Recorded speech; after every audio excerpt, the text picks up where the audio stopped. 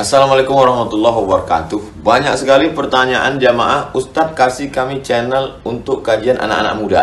Di antara anak muda berasal dari Aceh, luar biasa, channelnya Maulizul Akbar Nak. Tonton, subscribe, like, share, komen. Assalamualaikum warahmatullahi wabarakatuh.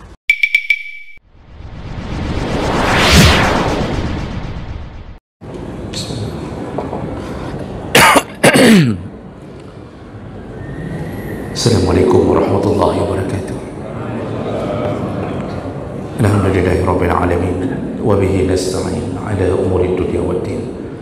Asyhadu an la ilaha illallah wahdahu la syarika lah wa asyhadu anna Muhammadan 'abduhu wa rasuluhul karim. Allahumma shalli wa sallim ala nabiyyina al-mustafa Muhammadin wa ala alihi wa ashabihi ajma'in. Amma ba'd. Rabbi shrah li sadri wa yassir li amri wahlul 'uqdatam min lisani yafqahu qawli. Segala puji bagi Allah, kemudian selawat dan salam kepada Rasulullah, pada keluarga dan seluruh sahabat-sahabatnya. Bapak Ibu jamaah salat Maghrib dan Isya yang Allah muliakan insyaallah. Kita akan sambung pelajaran kita masih tentang fadilah atau keutamaan seorang isteri yang bersabar ketika ditinggal mati oleh suaminya. Di pertemuan yang lalu kita sudah membahas bahawa di antara janji Allah, di antara janji Nabi, dan itu tentu janji Allah, barang siapa yang ditinggalkan mati oleh kekasih hatinya, tentu yang dimaksud juga termasuk suaminya, lalu dia bersabar, maka dijamin dia akan mendapatkan surga.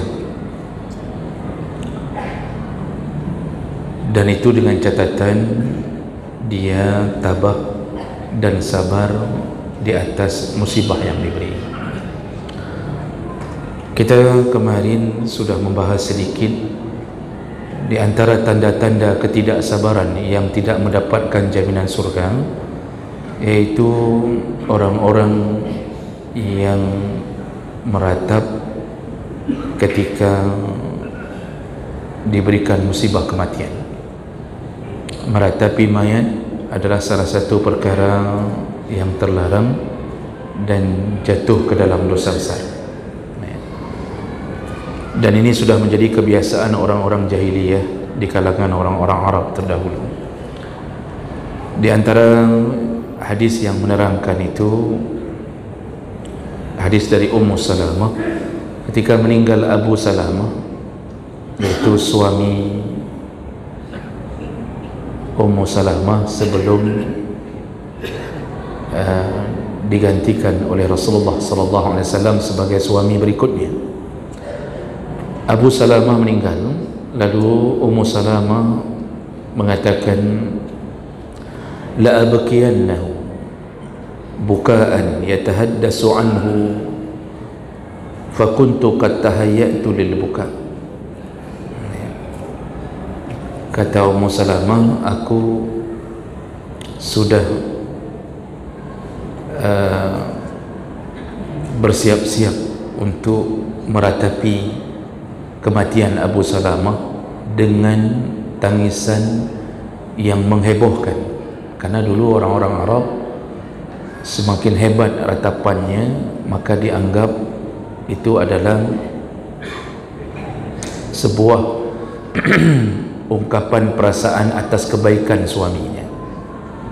Jadi Ummu Salamah bersiap-siap untuk meratap, yatahaddasu anhu, yang orang-orang akan membicarakan ratapan itu, artinya menghebohkan. Qad tahayyatu lil buka alaihi iz aqbaltu imra'atan min as-sa'ida turidu an tus'idani fastaqbalaha Rasulullah sallallahu alaihi wasallam. Jadi Ummu Salamah mengatakan bahkan ada seorang perempuan dari suku Baduy yang sudah juga bersiap-siap ingin membantuku meratap. Jadi meratap tu saling tolong menolong di waktu itu. Jadi kumpulkan, meratap rame-rame. Dia kata Ummu Salamah, ada seorang perempuan dari Baduy, suku Baduy yang datang lalu ingin menolongku untuk menambah meriahnya ratapan itu. Begitu kata beliau. Lalu kemudian kami bertemu dengan Rasulullah sallallahu alaihi wasallam. Ini sebelum Rasulullah menjadi suaminya. Waqal, Rasulullah berkata, aturidina an tadkhuli asy-syaitan, aturidina an tudkhili asy-syaitan baitan akhrajahu Allah minhu.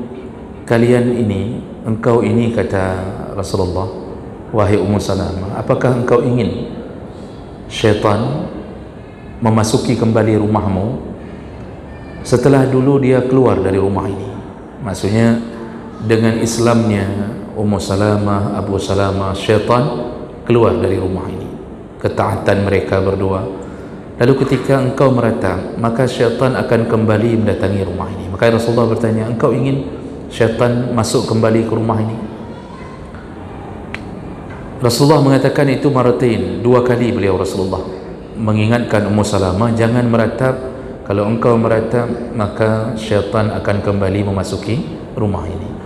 Fakafaftu 'anil buka falam abki. Maka ketika aku dengarkan itu, aku berhenti untuk meratap, jadi tidak jadi aku meratap. Jadi ini contoh bahawa contoh tidak sabar dalam menghadapi kematian orang yang kita kasihi adalah dengan menunjukkan keluhan melalui ratapan. Dan itu susah dilakukan di awal-awal keislaman. Ada hadis dari Ummu Atiyah radhiyallahu anha. Tadi hadis riwayat Muslim dengan derajat yang sahih. Jadi di masa Nabi SAW, Nabi pernah mengambil bai'at, mengambil sumpah dari 5 orang perempuan untuk berjanji tidak meratap. Kata Ummu Atiyah, akhadha alaina Nabi SAW indal bai'ah alla nanuh. Kami dibai'at oleh Nabi yaitu untuk tidak meratap kalau terjadi musibah. Fama wafat minna imra'atun ghaira 5 niswa. Jadi ini bukan 5 orang yang dibai'at, mohon maaf, sejumlah perempuan. Lalu kemudian tidak ada yang berhasil menahan diri meratap kecuali hanya 5 orang. Tidak ada yang berhasil menahan ratapannya kecuali hanya 5 orang, kata Ummu Atiyah. Di sini disebutkan namanya Ummu Sulaim wa Ummul Ala wa banati Abi Sabrah wa imra'ati Mu'az, atau ibnatu Abi Sabrah wa imra'ati Mu'az wa imra'atu ukhra. Jadi cuma 5 orang perempuan yang mampu tidak meratap. Padahal sudah dibaiat Nabi sallallahu alaihi wasallam. Mereka berjanji untuk tidak meratap, namun tetap terjadi. Berarti begitu beratnya menahan diri daripada kebiasaan meratap ketika meninggalnya orang yang kita cintai. Ini hadis riwayat Bukhari Muslim. Maka jemaah melakukan Allah Subhanahu wa taala, berhati-hatilah ketika suami meninggal atau mungkin kebalikannya istri meninggal. Tapi biasanya istri yang lebih sering mengeluarkan kalimah-kalimah yang dibenci oleh Allah. Nabi SAW menyebutkan dalam hadis riwayat Muslim lain, an-na'iha iza lam tatub qabla mautiha tuqamu yawmal qiyamah wa 'alayha sirban min qitran wa dir'an min jarab.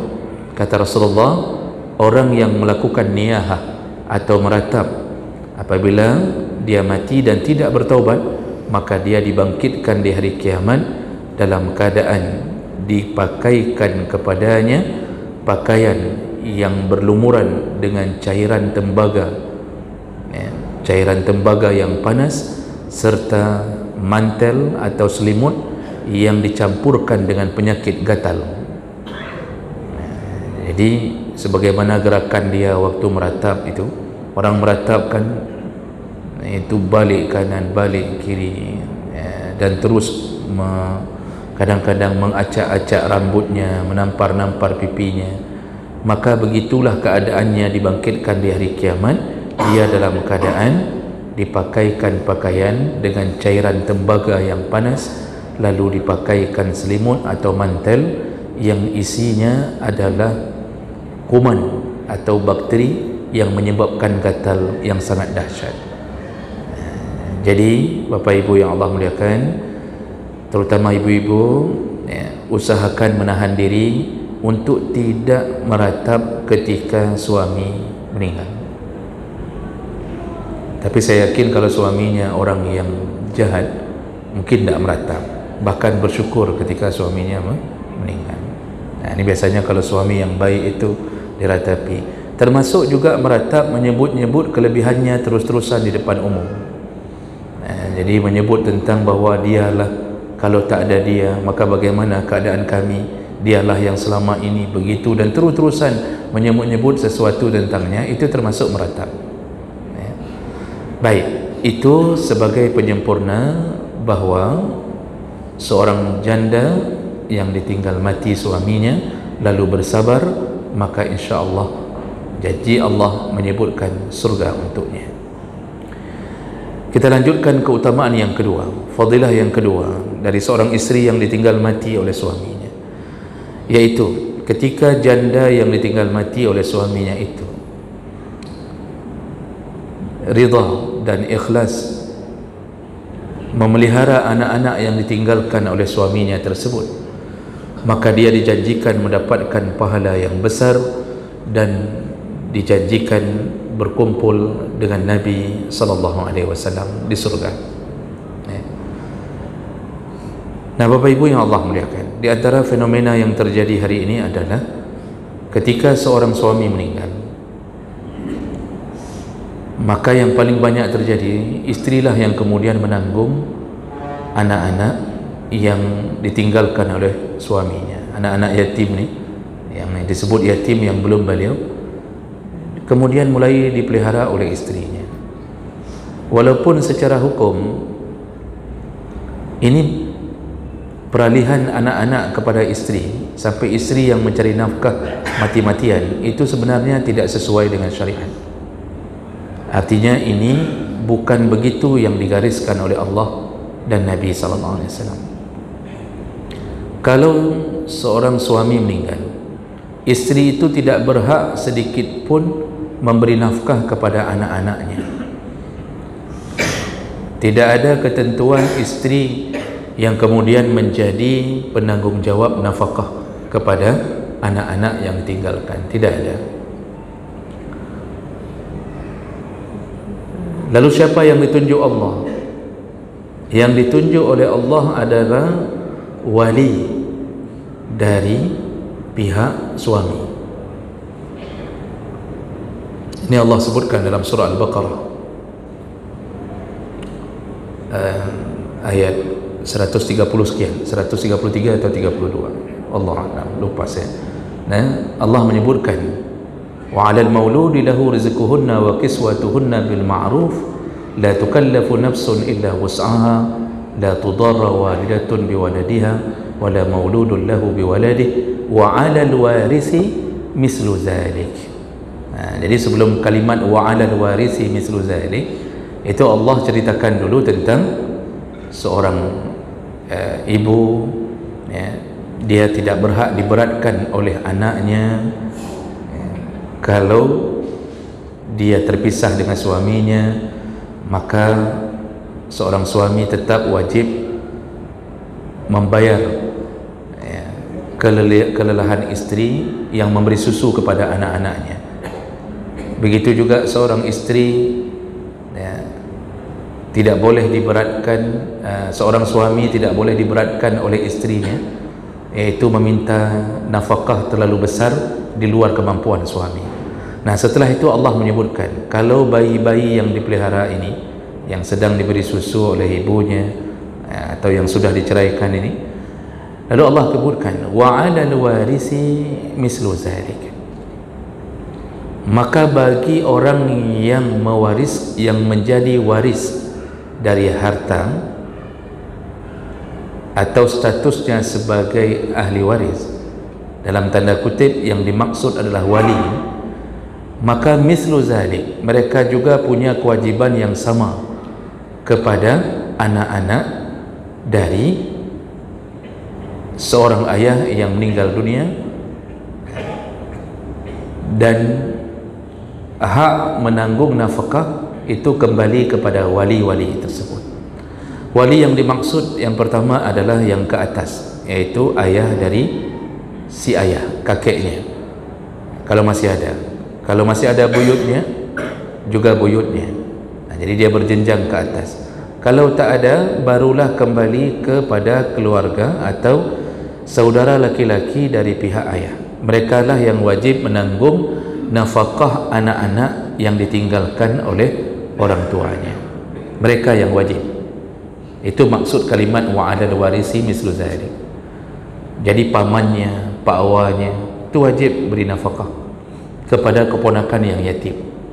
Sayangnya pak awa dan paman-paman hari ini itu tak memberi, walaupun mereka dalam keadaan mampu. Mereka hanya datang ketika berbagi warisan, lalu bertanya, pak awa dapat enggak? Paman dapat enggak? Om dapat enggak? Datang waktu itu saja, setelah itu tak datang. Padahal yang ditinggalkan anak-anak yang masih kecil dari keponakannya ini. Dan ini sebuah dosa besar. Inilah yang diancam Allah Subhanahu wa ta'ala, ara'aital ladzi yukadzibu biddin fadzalika alladzi yad'ul yatim. Tahukah kalian orang yang mendustakan hari pembalasan? Salah satunya adalah yad'ul yatim, yaitu orang-orang yang menelantarkan anak yatim. Siapa yang dimaksud oleh Allah? Kelompok pertama adalah para wali. Maka hati-hati menjadi wali, apalagi menjadi wali Nanggro itu juga lebih banyak tanggungjawabnya.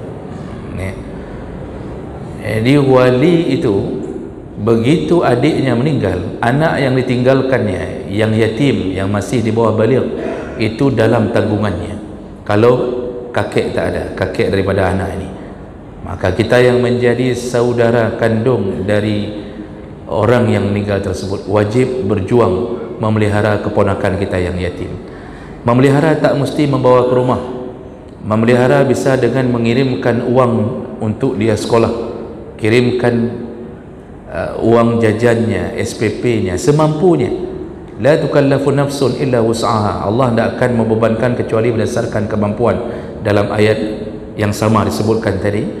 Maka juga berlaku yang sama kepada wali. Jadi beberapa kemampuan. Kalau walinya kebetulan orang miskin, maka sesuai dengan kemampuan. Sanggup kasih 100 per bulan, kasih 100.000 untuk keponakan-keponakan yang yatim. Dan hari ini akibat wali tak peduli kepada anak-anak yatim yang wajib mereka tanggung, maka kemudian yang terjadi adalah istri lah yang hancur-hancuran hidup menghidupi anak-anaknya. Istri lah yang kemudian terpaksa berjuang, istri daripada si mayat terpaksa berjuang, pagi bersiap-siap untuk jualan. Dulu nak pernah dia jualan nasi gurih, kemudian mulailah dia berjualan. Dia mulai siap-siap mencari pekerjaan, apapun yang dia bisa lakukan untuk menghidupi anak. Lalu kemudian dia akan curhat di mana-mana. Ini wawaknya ini, abang bapaknya orang kaya, ini pamannya juga orang kaya, tapi tak pernah mereka perhatikan anak-anak ini. Begitulah nasib seorang istri yang punya keluarga besar tapi tak faham dengan urusan agama. Padahal besar sekali pahala wali yang memelihara anak yatim, besar sekali. Jadi jemaah berkata Allah, ini fenomena yang terjadi. Maka lihatlah hari ini janda-janda yang semuanya bekerja keras, ketika sudah istri keluar dari rumah untuk mencari nafkah kepada anak yang tak wajib dia tanggung sebenarnya, disitulah roda kehidupan mulai tidak tertata dengan rapi. Yang seharusnya dia berkasih sayang dengan anaknya di rumah, tak sempat lagi. Dia menjadi single parent, dia tak sempat lagi untuk menanyakan keadaan sekolah anaknya, dan subuh buta dia sudah harus keluar mencari nafkah. Nanti kadang-kadang siang dia sambung, kalau tak ada itu dia tak ada uang untuk menyekolahkan anaknya. Beginilah keadaannya hari ini. Maka dosa besar, dosa besar orang-orang yang telah diuji oleh Allah dengan kabar bahawa mereka ditinggalkan oleh adiknya, adik kandungnya, abang kandungnya, dosa besar apabila tak memelihara anak-anak mereka, dengan catatan kalau mereka mampu. Nah, tentu tidak semua wali mampu. Ada kalanya memang kita seorang isteri ini berkeluarga dengan keluarga yang tak mampu. Bisa saja betul-betul mereka pun miskin semuanya. Apa boleh buat? Nah, di saat seperti itu, apa yang Allah berikan kepada seorang janda yang ditinggal mati oleh suaminya? Dia mau tak mau terpaksa pelihara anak-anaknya. Dan dia tahu bahawa yang tadi abang daripada mayat, adik daripada almarhum suaminya, itu semuanya tak mampu. Jangankan untuk memberi, untuk keluarga sendiri pun tak ada. Nah, itu tentu tak berdosa kalau sudah begitu. Tapi yang dosa itu yang punya nafkah tapi tidak peduli. Nah, kalau isteri mulai memberi nafkah kepada anak-anak dari suaminya, yang pertama dia dapatkan adalah pahala yang sangat besar. Dan ini ditanyakan oleh Ummu Salamah. Jadi Ummu Salamah setelah meninggal tadi, suami pertamanya Abu Salamah, dia pernah mengatakan melalui hadis Bukhari Muslim, an Ummi Salamah qalat, Ummu Salamah berkata, ya Rasulullah, hal li ajrun fi bani Abi Salamah unfiq alaihim walastu bi tarikatihim hakada wa hakada innama hum baniya.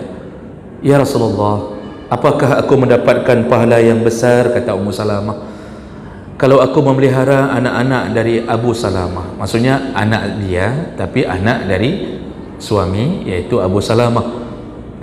Kalau aku pelihara dari anak-anak Abu Salamah ini dia sudah menikah dengan Nabi, apakah aku dapat pahala kalau aku memberikan uangku, hartaku untuk mereka, yaitu anak-anak dari Abu Salamah yang seharusnya bukan aku? Begitu kira-kira maksudnya. Dan aku tak mungkin meninggalkan mereka, walastu bitarikatihim, tak mungkin aku tinggalkan mereka begitu saja, karena mereka pun sebenarnya anakku. Nah, jadi dari situ kita sudah tahu Ummu Salamah faham bahawa bukan dia yang seharusnya memberi nafkah. Tapi tentu di masa itu wali dari suami bisa saja masih kafir, karena kan waktu ditinggalkan kota Mekah, termasuk Abu Salamah dan Ummu Salamah, itu kan muhajirin yang pindah ke Madinah bersama suaminya, dan abang dari suaminya, adiknya itu masih kafir di Mekah. Ya, tentu tidak bisa mereka mendapatkan pemeliharaan dari walinya. Lalu Rasulullah berkata, faqala na'am laki fihim ajrun ma anfaqti alaihim. Kata Rasulullah, wahai Ummu Salamah, benar, engkau akan dapat pahala yang besar dengan apa yang engkau beri kepada mereka.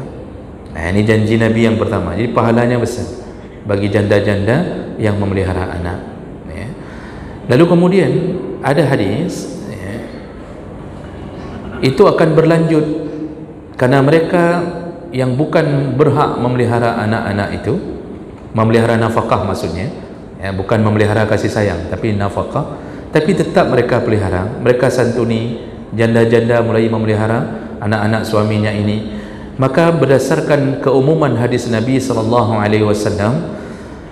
dari Ummu Sa'id binti Murrah Al-Fitr, dari Nabi SAW, Nabi SAW, Rasulullah berkata, ana wa kafilul yatim fil jannati kahatain, aku dan semua yang pernah memelihara anak yatim, maka aku akan bersamanya di dalam surga kahatain, seperti dua jariku ini, kata Nabi. Lalu beliau menunjukkan ke jarinya, yaitu al-wusta awillati yali al-ibham. Rasulullah menunjukkan jarinya. Jadi perawi hadis mengatakan beliau agak ragu apakah Rasulullah menunjukkan jari telunjuk dan jari tengah begini, atau beliau menunjukkan jari telunjuk dan jari ibu jarinya. Jadi perawi hadis agak ragu yang mana yang ditunjuk oleh Rasulullah. Tapi pada saat itu yang mau dikatakan bahawa semua pemelihara anak yatim, termasuklah ibunya yang seharusnya tidak menanggung nafkahnya, tapi dia menanggung nafkah itu, termasuklah golongan ini. Maka surgalah bagi mereka dan yang lebih dahsyat mereka dikumpulkan bersama Nabi sallallahu alaihi wasallam. Jadi kalau berita ini didengarkan oleh para wali, seharusnya wali merebut kesempatan itu. Kalau ada keponakan yang yatim, seharusnya para wali itu mereka lebih dahulu yang berperan untuk mendapatkan kesempatan hidup satu surga bersama Nabi sallallahu alaihi wasallam. Sayangnya para wali kadang-kadang mereka entah tak faham maksud hadis, entah imannya tak merindukan surga, mulutnya setiap tahun mengatakan bahawa Nabi lah harapannya Nabi, idolanya Nabi, ya. Tapi ketika Nabi beri kesempatan, siapa yang pelihara anak keponakan sebagai anak yatim, maka hidup bersamaku satu surga. Maksud Nabi menunjukkan dua jari, tidak ada pemisah antara jari telunjuk dan jari tengah, tak ada pemisahnya. Kalau Nabi menunjukkan jari telunjuk, jari kelingking dan jari ibu jari, ini mungkin ada pemisahnya 3 jari, berarti tidak terlalu dekat dengan Nabi. Tapi begitu Nabi memberi isyarat 2 jari yang beliau angkat tak ada pemisahnya, itu maksudnya sama-sama dengan Nabi di surga Firdaus. Ini yang tak banyak disadari oleh orang-orang yang Allah tunjuk sebagai pemelihara anak yatim. Ada hadis yang lain, namun hadis ini jadi khilaf di antara ulama. Ada yang mengatakan hadisnya sanadnya kuat, tapi ada yang mengatakan dhaif. Rasulullah sallallahu alaihi wasallam berkata, "Ana wa imra'atun sufa'a al-khaddain kahatain yaum al-qiyamah wa awma'a yazidu bil wusta was subabah." Kata Rasulullah, aku akan bersama isteri-isteri yang sufa'a al-khaddain, di hari kiamat nanti aku akan berkumpul, artinya aku akan bersama satu surga dengan wanita-wanita atau isteri-isteri yang pipinya kehitam-hitaman. Maksud sufa'a al-khaddain, kata para ulama, adalah perempuan yang pipinya kehitam-hitaman karena dia lelah mencari nafkah sampai kulitnya berubah menjadi kehitam-hitaman demi anak-anak dari suaminya yang meninggal. Kata Nabi, di hari kiamat aku akan bersama mereka di dalam satu surga. Lalu Nabi memberi isyarat kembali dengan jari telunjuk dan jari tengahnya. Lalu kemudian hadis riwayat ini, riwayat Abu Dawud ini dijelaskan bahawa yang dimaksud kembali dengan sufa'a al-khaddain tadi iaitu wanita janda. Ini saya langsung bacakan terjemahnya, iaitu wanita janda yang tinggal mati oleh suaminya, bahkan dia sebenarnya punya kedudukan, berwajah cantik, tapi dia menahan dirinya demi merawat anak-anaknya sehingga mereka dewasa. Jadi dia bisa saja meninggalkan anak-anaknya, atau dia bisa saja menikah lagi lalu kemudian dia tak terlalu peduli, tapi demi merawat anak-anaknya sampai-sampai dia khawatir kalau menikah maka ditakutkan suaminya yang baru akan membuatnya tidak bisa memelihara anak dari suami yang lama, lalu dia bertahan untuk tidak menikah. Ini salah satu yang dimaksud di dalam hadis ini. Maka semua janda-janda berdasarkan keterangan-keterangan ini, mereka yang betul-betul ikhlas memelihara, insya-Allah janji Allah dan Nabi tidak akan pernah diingkari. Mereka akan berkumpul dengan Nabi di dalam surga. Namun juga yang patut dikhawatirkan, kalau seandainya ada satu penyakit yang membuat terhalang masuk surga, yaitu ketika suami meninggal lalu warisan tak dibagi-bagi, Pak. Tadi kebaikannya dapat, peliharaannya anak dari suaminya, tapi saya lihat fenomenanya yang paling banyak ketika suami meninggal warisan tak dibagi. Dengan kalimat yang sama kita dengarkan berulang-ulang. Apa kata ibunya ini, ibu dari anak-anak yatim ini, masih ada mama, tak usah bagi dululah. Lalu anaknya pun setuju, mengatakan tak usah kita bagikan, mama masih hidup. Kita hidup terus sama-sama, kita makan terus sama-sama, itu kan mamak kita juga. Ini sebuah kesalahan yang dianggap atau berselimut seakan-akan baik. Haram hukumnya menunda-nunda bagi warisan dengan alasan mamak masih hidup. Karena dalam warisan yang ditinggalkan oleh suami yang meninggal, itu ada hak isteri dan juga ada hak anak. Itu harus diketahui lebih dahulu kadarnya, jumlahnya. Isteri kalau tidak mengizinkan anak-anaknya membagi warisan dari almarhum suaminya, yang terjadi dia akan memakan harta anak yatim, dan seorang abang bisa memakan harta adiknya, adik bisa memakan harta abangnya. Ada yang model yang tinggal di kampung abang, adik sekolah jauh-jauh atau adik sudah kerja, yang tinggal di kampung abang, warisan tak dibagi. Hasil kebun abang ambil tiap bulan, panen kebun Masya Allah ambil, karena semua merasa berhak, ini warisan ayah, tapi tidak dibagi, sehingga tidak tahu berapa dan milik siapa. Jadi saling makan memakan, Pak. Ini betul-betul sudah jadi omnivora ini. Kalau tidak dibagi warisan, sudah makan apa yang ada, makan apa yang ada. Jadi dianggap itu hal yang biasa. Padahal hak isteri dari suami yang meninggal itu antara dua perkara saja. Hak isteri dari suami yang meninggal hanya dapat di antara dua kemungkinan. Kalau dia punya anak, kalau almarhum si mayat punya anak, maka isteri berhak mendapatkan harta suaminya hanya 1/8. Kalau almarhum tak punya anak, baik anak kandung dari isteri ini atau dari isteri lain, yang penting mayat tak punya anak. Begitu juga tadi, kalau mayat punya anak, baik anak dari isteri ini atau mungkin dari mantan isteri yang lama, yang penting almarhum punya anak, isteri tetap 1/8. Oh, isteri jumlahnya 4 orang, 1/8 bagi 4. Makanya kenapa perempuan tak mau dimadu, salah satunya warisan makin mengecil. Kemungkinan yang kedua, kalau almarhum tak punya anak, maka isteri mendapat 1/4. Hanya di antara dua kemungkinan. Warisan tak dibagi, kemungkinan itu gugur, lalu kemudian makanlah dia sesuka-sukanya. Bukan lagi 1/8 dan 1/4, Pak. Dia bisa makan setengah dari harta suaminya. Dia beli emas untuknya, dia beli ini, padahal di situ ada hak anak yatim yang dipelihara. Sisa daripada harta antara 1/8 atau 1/4 milik isteri, semuanya milik anak. Sekarang warisan tak dibagi, semua sudah ambil-ambil. Begitu mamak meninggal, tak tahu lagi berapa harta yang ditinggalkan ayah. Ketika mau dibagi punya mamak yang punya mamak pun sudah bingung, karena yang dari ayah, dari suami belum turun ke mamak, sehingga belum tahu kadar punya mamak. Begitulah keadaan hari ini, sehingga hidup kacau balau. Ujung-ujungnya apa?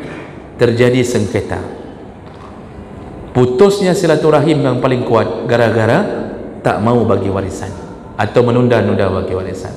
Saya sudah lihat, Pak, satu tempat, kebetulan saya ada di tempat itu, lalu di kantor ini dikumpulkanlah keluarga. Ini kantor kecil ini, Pak. Dikumpulkan keluarga besar, pulang dari Jakarta, dari Medan, macam kumpul nih.